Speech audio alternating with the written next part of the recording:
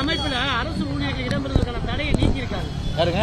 RSS அமைப்புல அரசு ஊழியர்கள். அது ரொம்ப ரொம்ப தப்பு. அது ஒரு அரசு ஊழியர் கட்சிக்கு அப்பாற்பட்டிருக்கணும். அதுதான் வந்து காலங்காலமா வந்து கடைபிடிக்கப்படுகின்ற ஒரு நீதி.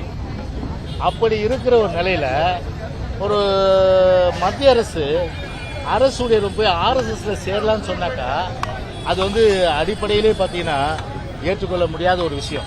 ஏன்னா இது முழுக்க பாத்தீங்கன்னா அரசு ஊழியர்ல RSS ஆக்கினாதான் உங்களுக்கு எல்லா விதமான ப்ரொமோஷன், RSS நீங்க வந்தாதான் உங்களுக்கு வந்து எல்லா சலுகையும் அப்படின்ற ஒரு டிஸ்கிரிமினேஷன் சாதாரணமா வந்து அரசு ஊழியர் மத்தியில ஏற்படுத்துறதுக்கு இது வந்து மத்திய அரசு செய்கின்ற ஒரு நடவடிக்கை தான்.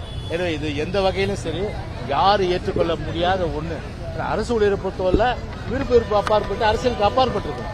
இதுதான் வந்து எல்லோரும் எதிர்பார்ப்பது. திமுக மேல விமர்சனம் குழு அமைச்சிருக்காங்க, ஒருங்கிணைப்பு குழு, எப்படி பாக்குறீங்க? இல்லங்க, இப்போ அந்த ஒருங்கிணைப்பு குழுவிலே பொதுச் செயலாளர் இல்லையே, யாரு? திரு துரைமுருகன். அவர் என்ன ஆச்சுன்னு அவரு இப்போ ஏற்கனவே நான் வேற வந்து சொல்லி வச்சேன். ஏன் இப்போ அவர் அண்ணா காலத்துல வந்துருக்காரு, அவர் வந்து அவங்க அப்பாவோடு நெருங்கி பழகிருக்காரு. இப்போ வந்து MK ஸ்டாலின் இருக்காரு. பாவம் அவருடைய பொல்லாத நேரம் இப்போ உதயநிதிக்கும் துதிப்பாட வேண்டியது இருக்கு. அப்படி வாழ்நாள் முழுவதுமே கட்சி திமுகன்னு உழைச்சி ஓடா போன, அவர் பார்த்தா ஓடா போன மாதிரி தெரியல. அவரை ஓடா போன ஒரு மனுஷன், ஒரு பழமொழி சொல்றேன். அப்படிப்பட்டவருக்கு இன்னொரு துணை முதலமைச்சர் கொடுத்துட்டு போங்க. திமுக மேல விமர்சனம் வச்சாருன்றதுக்காக ரஞ்சித்னா யாருன்னு எனக்கு தெரியாதுங்கிறாரு. ஆம்ஸ்டாங் கொலை வழக்குல நீலம் அமைப்பு சார்பாக பேரணி நடைபெற்றது. அதுல வந்து திமுக தான் முழுக்க காரணம்ன்ற மாதிரி ரஞ்சித் சொல்லியிருந்தாரு.